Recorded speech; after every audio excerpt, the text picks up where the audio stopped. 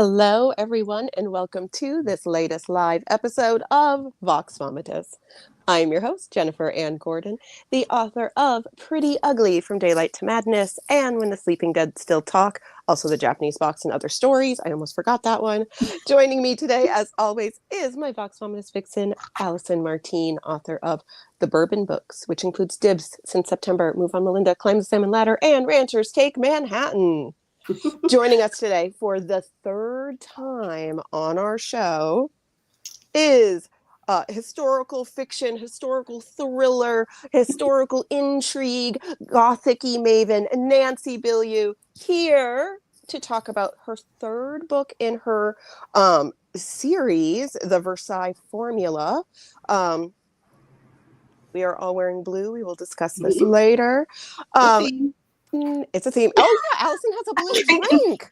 I honestly just didn't have anything better, but when I chose between the red and the blue, I thought, I'm going to go on theme for the I have a blue hair. I'm not promoting any brands. That's blue pen. We've just got happened it. to be here. Nancy, welcome back to VOX VOMITUS. Tell our listeners and our viewers a little bit about yourself and then a little bit about the Versailles Formula, as much as you can say, with it being the third book in a trilogy. That's right. First of all, I'm so honored to be, what am I, a three-peater? You're a three-peater, the trifecta. I actually had Lionel Richie, 3 Times a Lady, suddenly went through my head. But, oh my gosh, if it wasn't copyright infringement, we would play that on the show. No, I'm not going to sing. That is an internet extinction event if I try to sing. So, just do it. Tell everyone about myself. You guys already know. Yeah, we know. Yeah. The dirty. So I'm a magazine editor. I work for places like Rolling Stone and Entertainment Weekly, also places like Good Housekeeping. So I always love that your career is like Rolling Stone and Good Housekeeping.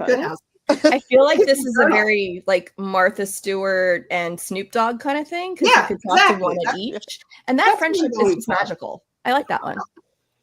And so I segued into web, as one must, and been doing internet editing, writing, some SEO work. But back in 2010, I sold my first novel. I've been working on it for 5 years. And I love that you gave still the exhausted laugh of the first novel of it took me 30 years and 3 months, but then it was done. It was hard. I had great workshops, I would put it away for a while, take it out again. My kids were young. I was getting no sleep. And once in a while I would think, no one asked you to do this. Oh my gosh. It makes me think of those memes where it's like, no one, Nancy, where's my book? Yeah. Why? But giving up my vacations and weekends and Starbucks on Saturday. So that was The Crown, and that was a Tudor era historical thriller. And as things started out well, it was auction, all kinds of fun stuff. Simon & Schuster imprint, Touchstone. And then I wrote the second one, The Chalice, and the third one, The Tapestry. But Tudor was waning. Seems to be coming back with Wolf Hall and everything, but it was waning.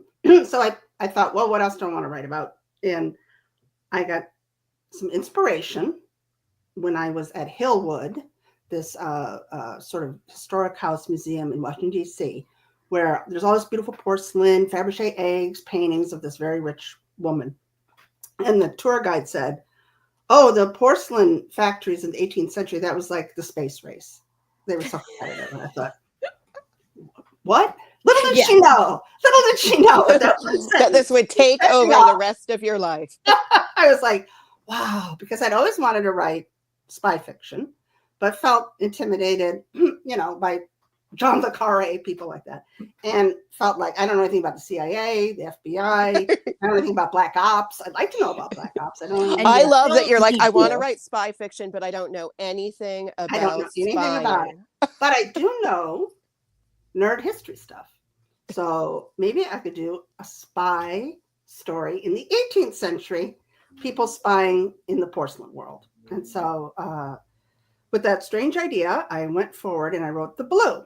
which became also what I put in was the blue, which was about also the fascination with the color and how hard it was to create as a pigment. It was extremely hard. And so I put that all in this recipe for intrigue and rivalry and also romance and women struggling for rights, just everything. I wonder what that's like. Yeah.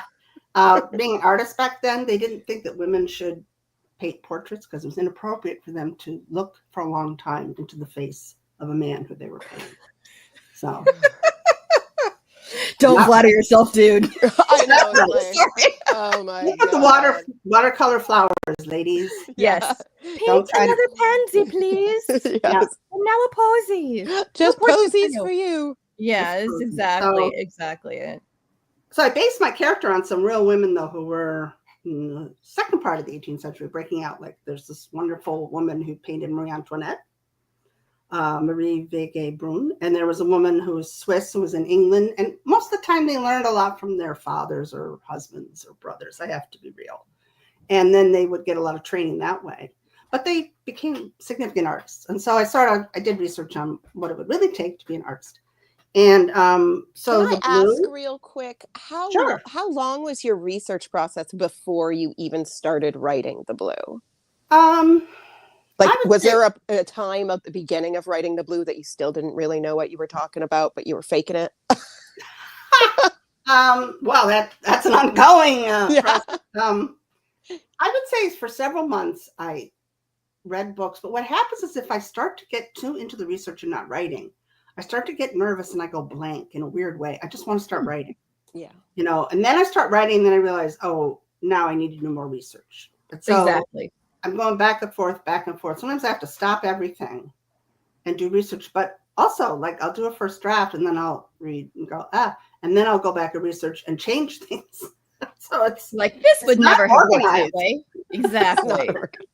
Well, because I thought through process, like Steve Barry, the thriller writer, he's like, I spend X amount of time going to X number of cities and I do all of this research and I always read 12 books and, and then I write these, What a show off.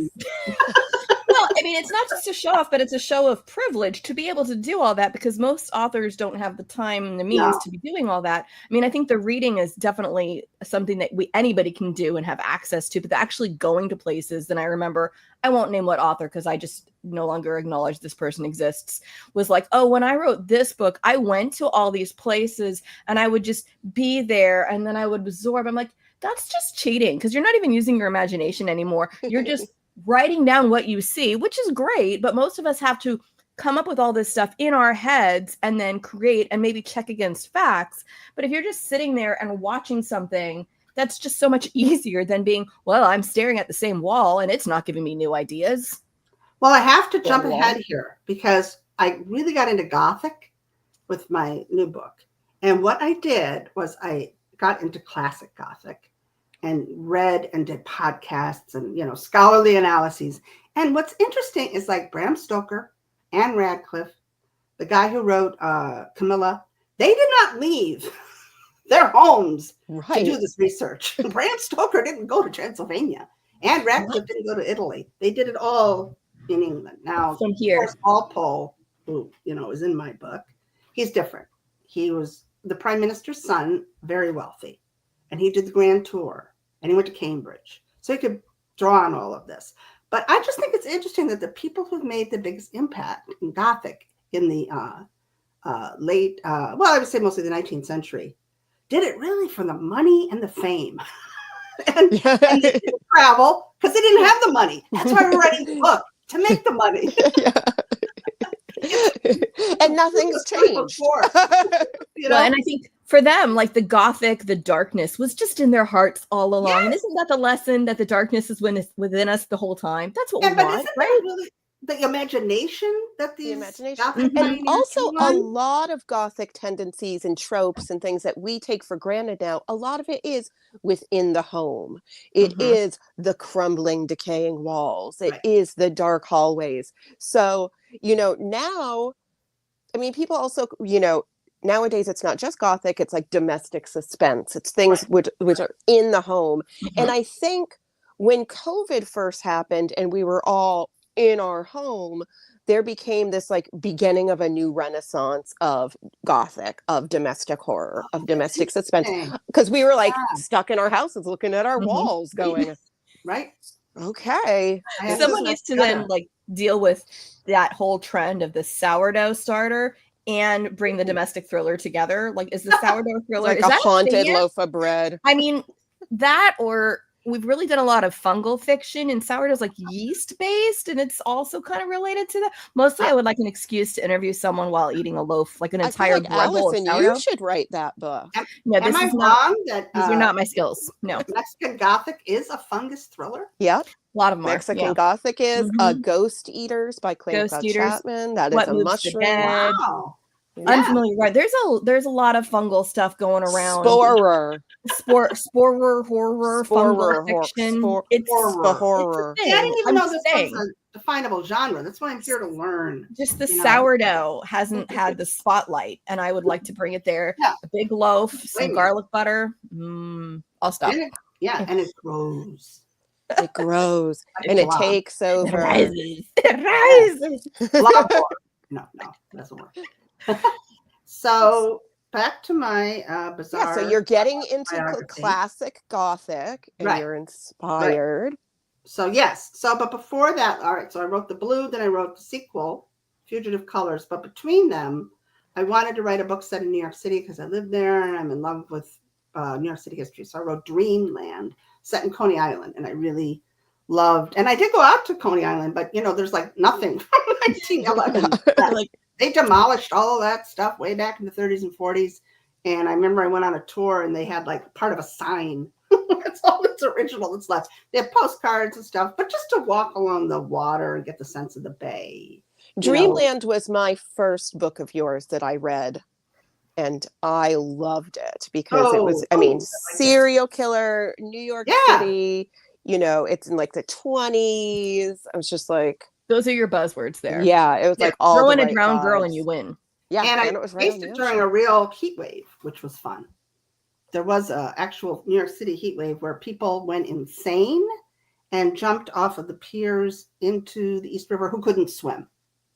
They shot themselves. I mean, the heat, because there's no air conditioning, and they just couldn't take it. So, I mean, as somebody who has hot flashes, I get it. Like, I would consider these same steps. I was wondering if they were jumping in to cool off, but if they couldn't swim, then maybe they didn't think that through very well. But like you said, not sane anymore. So maybe not the best choice then if you can't swim. And then I wrote Fugitive Colours, the sequel to The Blue, and I think that's when we spoke. And yes, that's when you were in your creepy murder basement. Yes. You encouraged me to have period appropriate alcohol. So that's right. We definitely do encourage alcohol. I have a memory like a steel trap when it comes to you guys. So like you have a VOX VOMITUS journal somewhere where it's like next time Nancy's lunch is like Allison was drinking some weird blue thing. We couldn't the whole time. I don't know what she was doing. Like my second appearance on the show, I was in my murder basement and they made me get drunk live on a podcast. Everything went well. I don't remember what I said. No. Because that's when we used to podcast later in the evening. So it was like more appropriate to be like, I'm drinking. Yeah. Casual. So then I worked at John Jay Center for Criminal Justice, the Media Center, believe it or not, for 3 years. And one of the things I covered was organized crime. So I became very interested in the history of organized crime. And so that's why I thought I should do a prohibition mafia book, but from a woman's perspective. So that's where I came up with the Orchid Hour. And so then that led me to how could that lead to the Versailles Formula? No, but with my series, like the 3 books I wrote at the beginning, I kind of learned a lot from that, where I kind of got, I don't know if it's time for us to talk about the publishing industry, but I kind of got ahead of myself, where I was like, I want to write a series. And I wrote the second book before the first one came out. Oh, no, don't do that. Yeah. I thought I was so smart. And what happened was Touchstone is no more. So I can tell you, like my editors at the time, when the book came out in 2012, And my agent kept trying to say, want to read the second one? They're like, we don't want to read the second one until we see the numbers of the first one. So my master plan, which by the way, you will see this advised for writers, just, write rapidly and, do a series and have them all come out. But then when you're... But the industry moves at a snail's pace. Yeah. That kind of advice still works in the indie world where you are expected to be cranking out books more quickly, and the readers are like, yeah. And they also, a lot of them will be like, I want only a finished series. So some people won't even touch it till you're done, which it makes it hard to go, should I keep writing this if no one's going to start it till you're done with it? It's like, what? But I know multiple authors who are like, I had this first book, but then they either didn't want a sequel or they wanted you to make changes in the first book that totally alter the course of the second book. Would be like, hey, the secondary character's dead now, so they cannot be in the second book. Things like that make it hard. I saw a very angry writer's thread on Threads about this topic where the woman said, people tell me they won't read my series till it's finished, but they're all reading the fourth Wing series and that's not finished. Yep. And people are like, you're right. And it's like, they're like, oh, getting all angry. It's hard to win. It's hard to figure out, what to do. Because what's working for one author is you're getting the opposite advice from your agents, your editors. Right. Yeah. So I came out especially as like a baby writer, because this was like your first book. And of course we all have like, the big eyes and we're like, everything's going to be amazing. And I'm going to be putting out one book while I'm editing the second and starting the third. It's going to be an assembly line of greatness. And then it was like the assembly line collapsed. Yeah. That or I'm picturing you with like Lucy and Ethel with the chocolates and they're going faster and then everything's just everywhere. It's like, this is not the assembly I thought it would be. And there's chocolates everywhere. I had such a great plan, but what I didn't understand is when you're traditionally published, you control about 20% of what happens. Yep. If that. Yeah, I was like, that's good. That's a lot. I don't know. That sounded like a high number to me, but I mean, I think you can control where you start in terms of like, I would like to start the series here and hope that maybe people buy more afterwards. And I've seen series where it's like, I don't know whether the author wanted to write more of this or the editor's like, you will be writing more of this. And sometimes it shows like that. Bring those characters dry. It did. I mean, I'm not going to say that it propelled me to Reese Witherspoon, Nantucket, splendors, but it did well, better than I expected. Like for the Blue, I didn't even do a bookstore launch. I was like, we're just doing something different here. I'm working with a new publisher, and I'm going to go out with some friends, and we're going to get drunk and have Thai food, and that's my book. That sounds great, actually. Yeah, and that's what I did. And so then, they had to do a second printing really quick.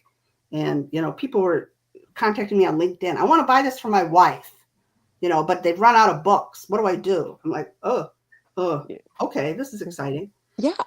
So it did well. And so then I thought. Now, did you know that you wanted the Blue to turn into a series or was it? No. Okay. No, I thought that was it. And then I thought, well, for Fugitive Colours, I really thought, what happens after the big mission is over? Because that's what I sometimes think at the end of the movies where, the hero and heroine are like, they've saved the world and are like James Bond falling into some, bed together, whatever. Everything's great. But actually, there's a lot of leftover stuff. There's a lot of casualties. There's a lot of adjustments. So I thought, for Fugitive Colours too, I wanted to do something set in England that would get into the very competitive, dark, and criminally twisted art world of the time, with all the artists running around with courtesans and stabbing each other in the back. And I thought this would be fun. So I did that. And then people liked this. They didn't say you got to turn it into a series, but again, that one did well enough that I started to think, what about a third one? But then I thought, you know what?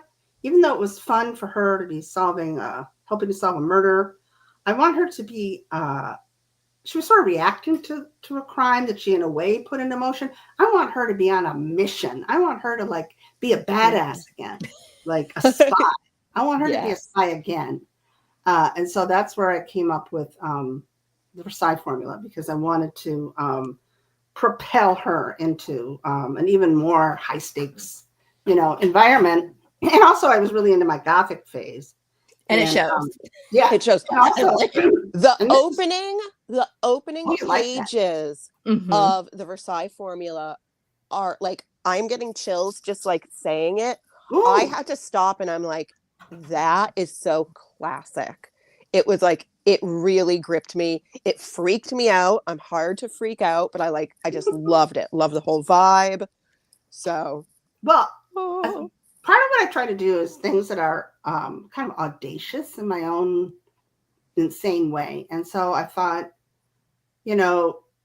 Strawberry Hill is a bizarre, fantastical Gothic revival mansion. It's still around outside London.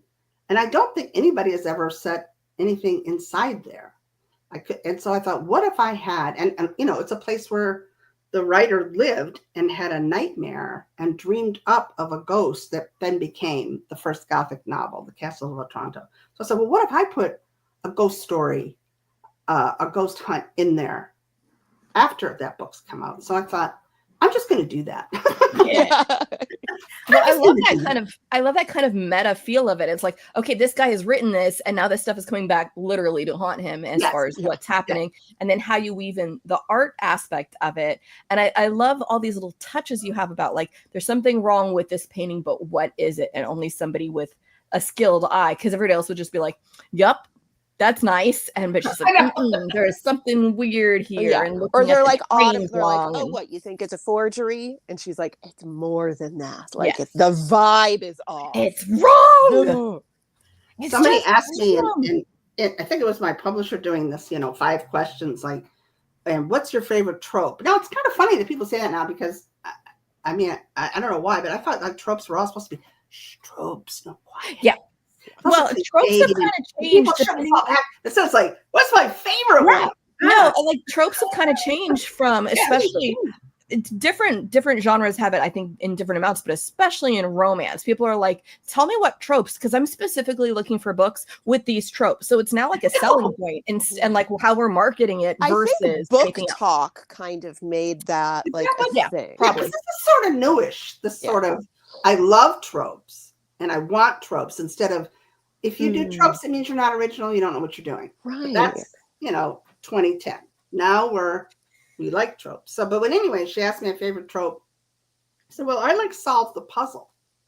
I like that sense in a thriller where you're solving it, but I also want the reader to be in it just like one step behind the point of view character. Yeah. So you have a little too, and maybe you have a sense of where this might be going, but you're not sure. And she's getting information and she has that nagging sense something's not right. So for some reason, I just super enjoy that when I'm reading it. And I always think, though, in the middle, are they going to stick the landing? Yeah. Is this going to actually be fantastic at the end? But then I think, well, I'm just on the ride. I'm on the solve the puzzle ride. I'm not going to worry about the end yet. I'm just going to enjoy my read. It's hard as a writer to not be thinking ahead of like, oh, it's so good now. It's so good. Oh, don't blow it. Don't blow it for me. For me. Well, and I think one of the things that make sure you don't blow it is that from that first scene, but then there's multiple other scenes with these really iconic I hate the word iconic and I'm using it anyway, sorry. Like iconic locations, and like making me as a reader want to be there, want to see and feel and experience and touch. And like, I want to go to a grotto. Like after just the word grotto, I'm like, ooh, God, like I got the chills from that. I'm like, ooh, I want to be in a grotto and see the grottos, and ooh, there's grottos. And it's one of those things where other than things at Disneyland that are like Ariel's grotto, you just don't hear a lot about, and it's such an intriguing kind of weird piece of architecture / natural occurrence, and people have them, and like we don't have them out here to just be in grottos. People were building their own grottos. Yes, they were Greek mythic figures needing inspiration from muses instead of like what noblemen, on their weekend estates. So yeah, I love the elaborate nature of the grottos, and the fact that people would like take little broken shells and reflect the water to make it the natural occurrence here in the English countryside, right? Yeah. Look how authentic my grotto is. It's as if any minute now, one of those daughters of Zeus will be here. Yeah. Maybe not. Well, So, yeah, and in France, this is not, I won't do a plot spoiler, but one place, and I did a lot of French locations. I did the original Comédie Française, not the one that's around now. And I did a chateau that is real outside of Paris. That was the richest man in France lived in. And I did a real prison, which was where people were interrogated by the chief of police. And downstairs there was torture happening. And also it's a morgue. Yeah. And also there's a grotto. It's like, the order of which you start, like, you go from here to there, and that's your final destination. Yeah. Just work your way down, and that is not a grotto, Jennifer. I'm sorry. And you might hear the screams of the tortured while you're waiting to be interviewed. And that's encouraging. Put you in a mood. And then also in this book, I had a problem though with what to do with my character's husband, because I didn't want it to be the two of them doing this. Right. You over there. You want her to stand on her own. Yes. And like, it's her story. It's her story. So, and also I like you can't kill him. Sexual tension, but she's been married for 7 years, so sure, there's wonderful moments, but that phase is over. So I gave her a partner who they kind of hate each other, but do they? And I have to tell you that the biggest kick I've gotten out, well, one of them is of this publication is people emailing me or pulling me aside to tell me what they think of the men.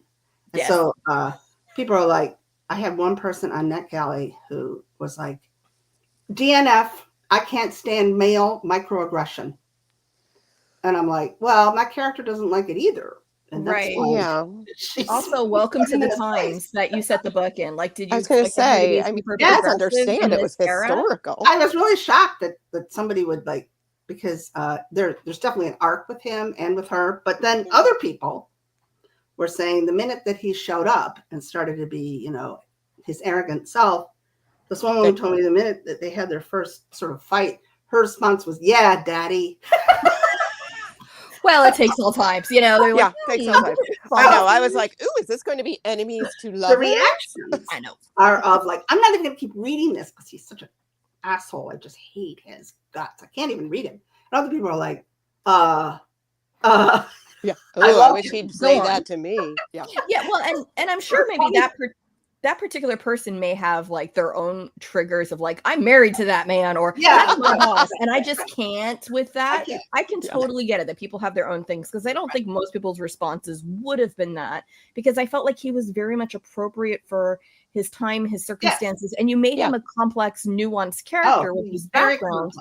So it's like people going, oh, I don't like male microaggressions. Well, guess what I also don't like? I don't like religious persecution. And that's going on there. And I think sometimes it's very easy for, especially like Americans, to be like, what do you mean? They're both like generic Christians. That one's Catholic, that one's Protestant. Oh, it's no. You don't get it. That's like a big thing back then. And people getting kicked out of countries and, wars. Wars over that. Just I wanted to have a French Huguenot, because that's my father's side. Woman living in England as a refugee from France, having to go back into French Catholic and survive that and not get into trouble.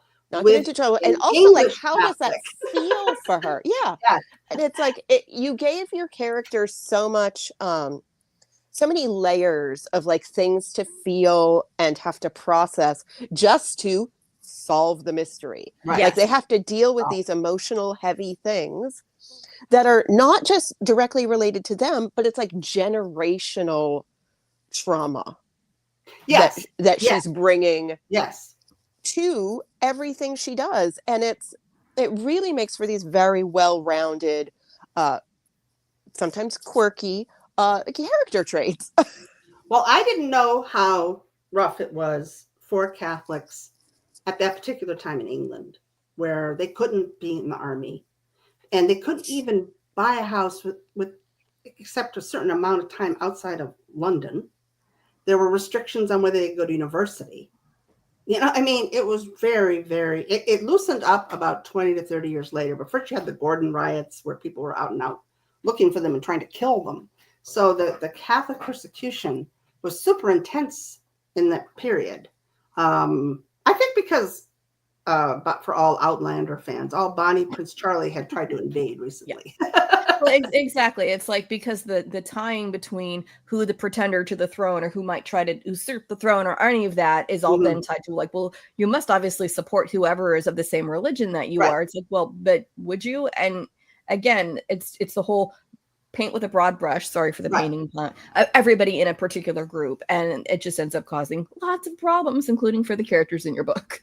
Well, my own personal history with religion is also very unusual in that, like, on my father's side, more recently, it's Pentecostal, speaking in tongues, and very, very, very religious. And on my mother's side, it's Irish Catholic, to the point where I was actually baptized as a Catholic when I was an infant by my grandparents, but they didn't tell my mother until my grandmother was dying when I was 19. And that's when I found out baptisms. Baptized Catholic. Up to then, because my parents were both agnostic because of all of this religious stuff, I was like going to Unitarian day camp, everybody's equal, and singing around the tree, and suddenly I find out, like, oh, I'm technically Catholic. And so then, but no one told you. It's a weird age to learn something like that. And so I would like stop in the back of a church, and a Catholic church, and be like, like, do I feel this in my bones? Like, does part of me know that I'm supposed to know?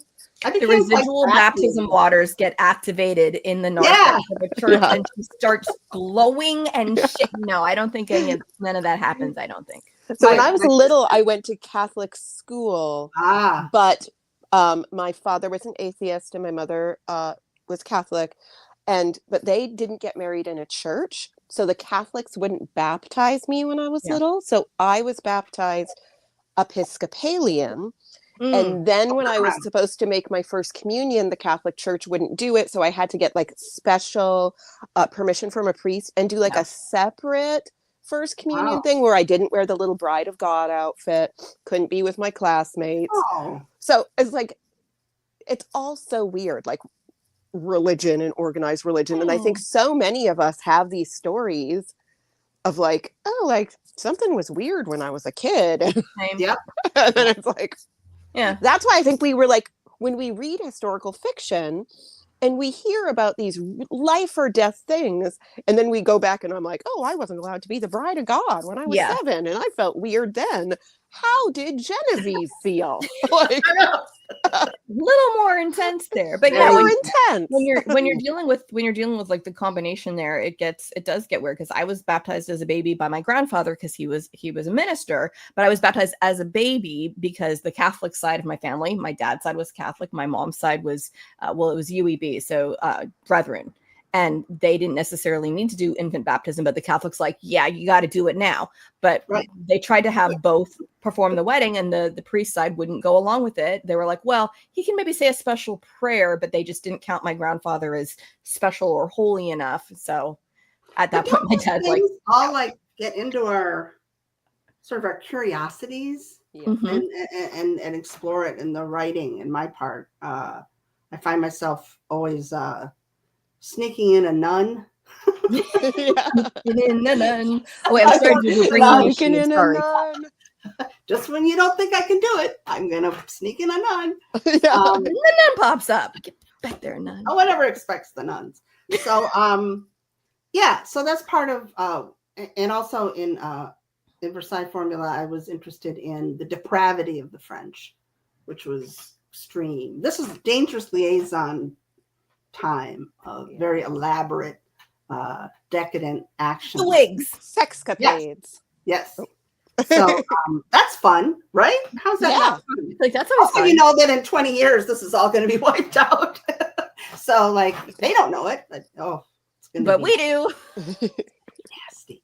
So I just sort of, it's interesting because a friend of mine who was reading it said, I feel like you really had fun writing this. I said, I did, because I deliberately like wrote about people and arts and history that I thought was sort of juicy, and I wanted to just, get into it. So that's why I'm glad that people are responding to it. Now, when I turned it into my editor, it was interesting because the second part now, it's 2 parts. The second part is all in France, right? Mm-hmm. But originally, the French part was like 1/4 to 1/3. And so she says, I really like the French part. So like the first part I cut way back, and the French part I wrote like 4 new chapters. So it's sort of interesting that she just really responded to it. And my beta reader also loved the French part. I'm like, okay. French it up, everybody. French it up. French it up. We're doing it. Yeah, I can't. My French is terrible. I can't do any of that. No. I tried to. My husband's Canadian, and I took Alliance Française classes when I lived with him in Toronto. And boy, that didn't really pay off at all. It's hard for it to stick. I'm trying to learn French now, and it's not. Yeah, I don't know. Well, and I took Spanish, so for me, my brain just can't turn that off. So even I remember when I was first listening to and looking at the characters' names for Les Mis. First off, I can't even say the full name of Les Mis without blowing that. But half the characters, I'm like, I don't know how to do this. What does the J do? I don't like Javert. I kind of get, but then what? Enjolra and I can't do it. Enchilada. Enchilada. That's not right. When I was trying to learn French, the only way I could understand it if it was like a West African TV station. They would speak it nice and slow. I'd be like, everybody talk like this. And I'm assuming the accent would also be different. It's like you turn up the speed 20,000 times from African French. I'm like, maybe I'm meant to speak French in Africa. It'd be easier. Like, I like this way. Let's do it this way. Oh, way too fast. So is this the last we're seeing of Genevieve? Is this like, is it a trilogy? So. Well, I mean, some people are like, well, I look forward to the next one. And you're like, you do? I don't. I probably could write one because I'm a magazine writer. And, whenever you're asked to do something, you will do it. The problem is a magazine article takes a couple weeks. Right. A novel takes a year. But no, I have other fish that I'm frying. Other thing. So what are you working? What are you working on right now? Les poissons. The Gothic thing got its hooks into me. It got its hooks in. So I can't. There's going to be an announcement, and within the month, there's going to be a Gothic sort of group project that's very exclusive and different, and I have to say audacious. That is very exciting. Yeah. I mean, once you start to really get into the Gothic, it's hard to stop. It is. You can't turn off the Gothic. It really is. Even when you're trying not to write something Gothic, all of a sudden it's just like, why is this? The imagery is just like creeping in. I'm like, it's just a woman at a yard sale. This part doesn't need to be weird. I got into horror podcasts in a big way. They even became something that I was just listening to them all the time, mostly on film, like Evolution of Horror, Faculty of Horror, Final Girl. And they were all like, they would spend like 3 hours analyzing a 90-minute film. It is funny. You're like, I think more thought went into analyzing it than it did into making it. And, like the Faculty of Horror is 2 academics in Canada, these ladies, and they took the Conjuring universe apart in a way that, like, you can't even imagine. They dismantled. You're like, wow, it's a lot smarter than I thought it was. They were like, nope.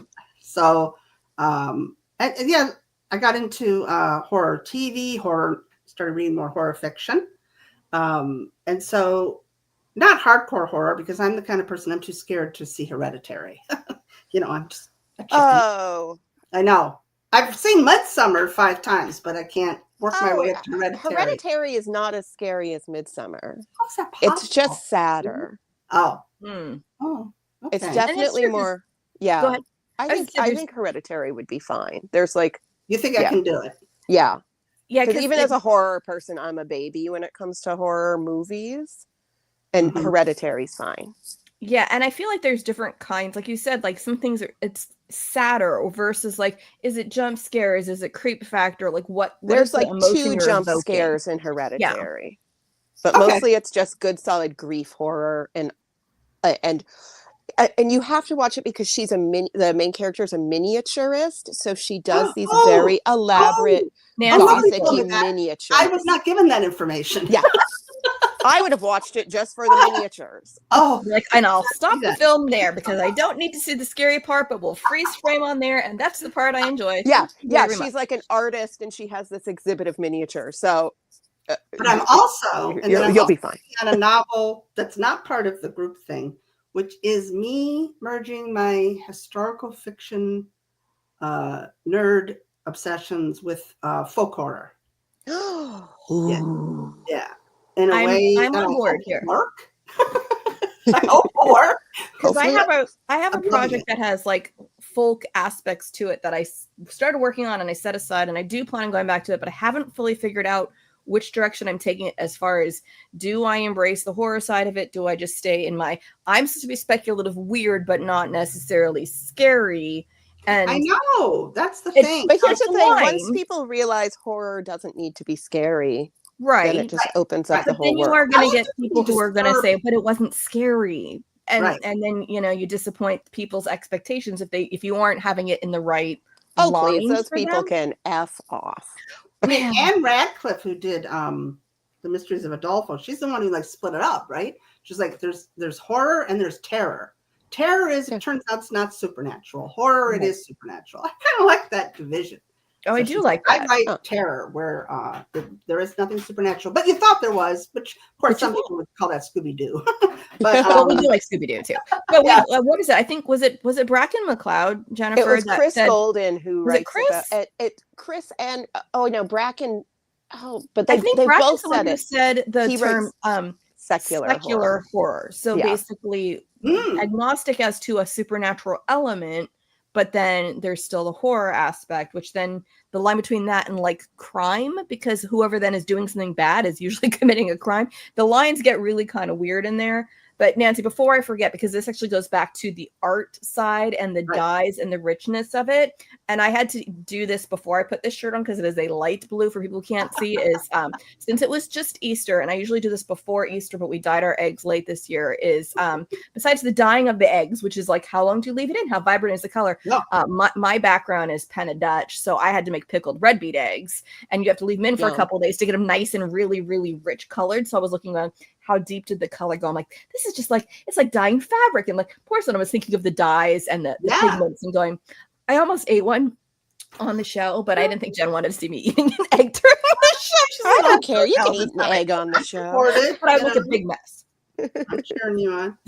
I love all kinds of the color fascinations. And what I did with this, and I wrote it in my author's note that like, it's not totally made up. There is a mineral that is discovered a little bit after the time my books take place that became this fantastic color blue that Turner used and Van Gogh.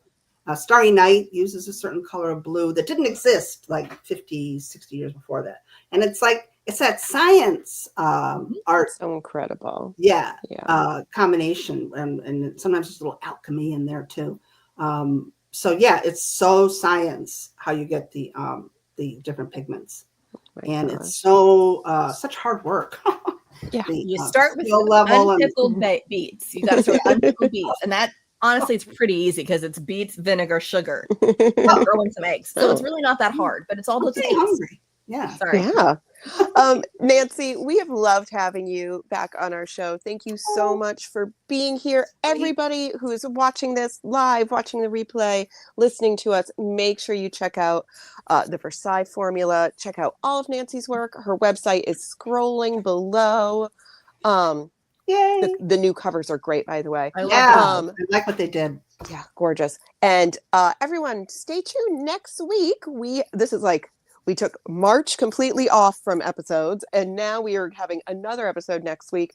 Craig DeLuey will be here talking about how to make a horror movie and survive. Ooh, I can't wait for that. Okay. Which is a very, very fun book. Yeah, it is. So Thank you again, Nancy. Buy Thank Nancy's you. books. And everybody, thank you so much. And we will see you next week. Bye bye.